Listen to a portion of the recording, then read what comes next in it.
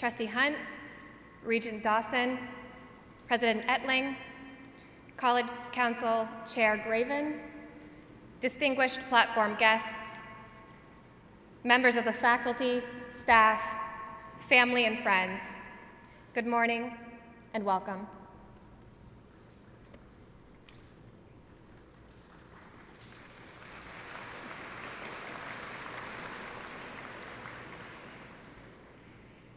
Three years ago, I found myself poring over the SUNY Plattsburgh course catalog, attempting to select a course that would fulfill the college's world systems requirement. I chose a study of the history of the Caribbean. About a month after I'd entered Dr. Voss's class, his academic leadership had drawn me into the Latin American Studies program. At the time, I was unaware of the significance of this decision, the imprint it would leave upon my character, and the impact it would have in forming my life's direction. Today, I stand before you all, utterly transformed by the path upon which I set out that day. My academic community has become my spiritual home. The perspective with which these studies have endowed me has empowered me beyond measure, enabled me to see the world more clearly. Though my heart aches to leave behind those educators and fellow students who have contributed to my intellectual growth, I leave this campus with direction, meaning, and purpose. I leave as an individual who has been internally revolutionized, permanently committed to critical engagement and social justice. Leaving this college is truly bittersweet because it's here that my intellectual awakening has occurred. It is here that I have felt most gratified, stimulated, empowered, and committed. It is here that I found my passion, my true identity. All of these things that reside within me are a reflection of the selfless dedication and transformative capacity of the program I've been immersed in and those who have invested in my academic development. Yet I am just one of many students who have benefited from the gift of knowledge which has been given so freely. So here, I want to thank Dr. Voss and Dr. Altamirano. I dedicate this speech to you. You have forever altered my life, enabling me to see that I must live in a spirit of selflessness and commitment to the well-being of my community, which is global. But today marks the day that we must move away from our experiences at SUNY Plattsburgh onto the world that awaits us outside of these halls. And to be forthright, this world is sick. So we stand at the precipice of unprecedented responsibility. We are being held accountable for the mistakes of our predecessors, those that have flattened our economy with their own greed, those that have brought on the greatest level of income inequality in the history of this nation, and those that have destroyed our future prospects for employment. We are the recipients of a legacy of inadequate public policy that taints our future. We inherit unprecedented debt, saddled with the obligations of those who came before us, as well as those we ourselves incur, along with the rising price of education in this country. This year, student debt surpassed credit card debt, totaling over $1 trillion. Yet this will not be the extent of our trials. We also inherit an energy crisis that threatens the most basic underpinnings of our future sustainability. We inherit an economy in which jobs are auctioned off internationally to the lowest bidder, and where multinational corporations outsource capital in order to avoid taxation. We inherit a revolving door of technologies that seduce us into the purchase of each new product and the isolating glow of a neon monitor or computer browser. We inherit a media system that floods our minds with so much information that we no longer know where to find the facts. We inherit an environment that is clogged by pollutants, degraded by the failure of our society to value the big picture and long-term sustainability. Our form of globalization is complicated by the violence of both military conflict and skyrocketing poverty rates created by a lack of transparency in our institutions. There is no question that the challenges we face are formidable. We must acknowledge that our generation is truly unique. We will live our lives out in a different context than all those who have come before us. Our inheritance is a global order, a reality defined by international citizenship. Can we reorient ourselves to a world without borders? Can we find our way into a spirit of global communion rather than one of competition, violence, and discord? I believe that the prerequisite to this healing is the rejection of the concept of the other. This rejection is fundamental to the formation of policies that can heal the wounds inherent to our sickly form of globalization.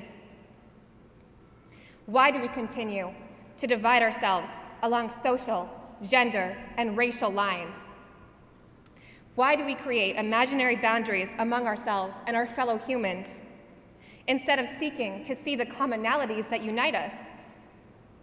When will we begin to understand that the well-being of the other is in fact the well-being of each of ourselves? What will it take to tear down the boundaries that we allow our society to construct and that have left us with conflict, discord, genocide, and exploitation? As evidenced by the rise of the Tea Party on one hand and the Occupy movement on the other, no matter what side of the aisle you fall upon, there are so many among us who recognize that something is just not right. We are not blind to structural inequality. The issues our society faces are not about right and left. They are not about liberal or conservative beliefs. No. The most significant questions we must address are about the haves and the have-nots. Those who have economic power and those who do not. Those who have bought political power and those who cannot afford it.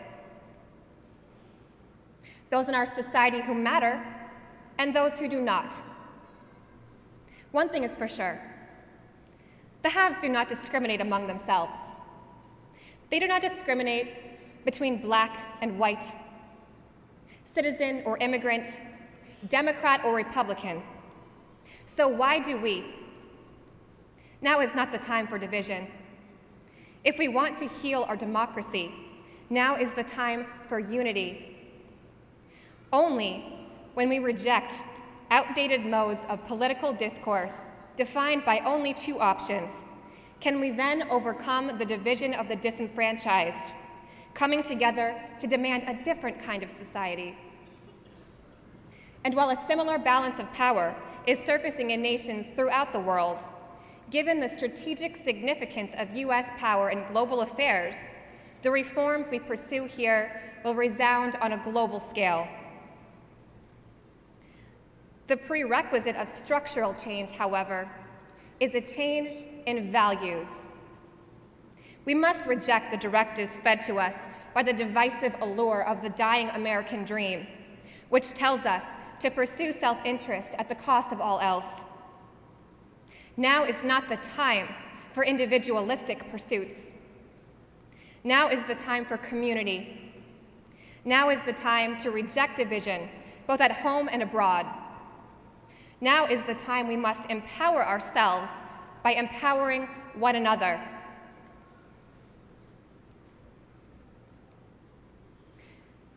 when Whitney Houston passed away in February, I was struck with an odd sense of discomfort. I was uncomfortable that both across the globe and here in our own society, millions of people continue to suffer under the burden of poverty, starvation, war, and genocide. Yet not much is said about this tragedy. While a 24-hour newsreel rattles off each detail of the untimely death of a fated, drug-addicted pop star, little is said about profoundly more important topics. Graduates, let us seek a higher truth than celebrity worship, status obsession, infatuation with our own material pursuits. Let us be on the forefront of a better society. We must refuse to think about the past 4 years as simply a means to a job, a way to find career success or financial gain. Let us begin here to re-examine the values that tell us to continue with the status quo.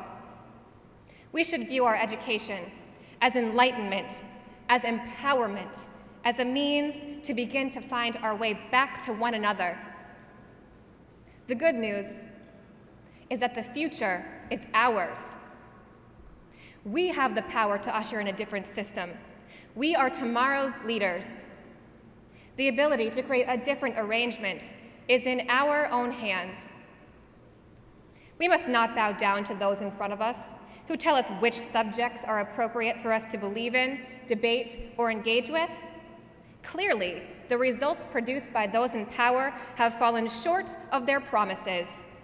Their policies have failed the vast majority of our citizenry on both a domestic and global scale. And despite their shortcomings, our predecessors have transmitted the responsibility of the repercussions of their actions to our generation. Their directives hold no credibility, and we should not adhere to them.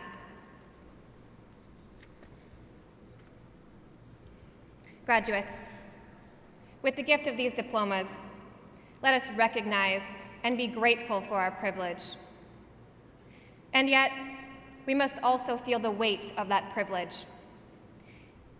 In this world that we inherit, the playing field has never been level. Those who find themselves in a position of privilege are also those who become responsible for leveraging that privilege in order to give some of it back to others who have not been graced with this utterly random gift. In the Republic, Socrates suggests that in order for an ideal city-state to ever come into being, its guardians and leaders must be lovers of wisdom and knowledge, philosopher kings and queens. Though today we leave this campus, diploma in hand, let us never cease to be students. Let us continue to seek a truth that is independent from the soundbite roundup of media conglomerates competing for airtime and viewers. Each of us can walk out these doors as philosopher kings and queens, for we are armed with the greatest weapon of all, knowledge. We have at our disposal an arsenal with which it is possible to usher in a revolution in values. We have the power to begin a new history of this nation and this globe. My fellow graduates, let us embrace the chaos that is the future. We must be the change we wish to see in the world. Thank you.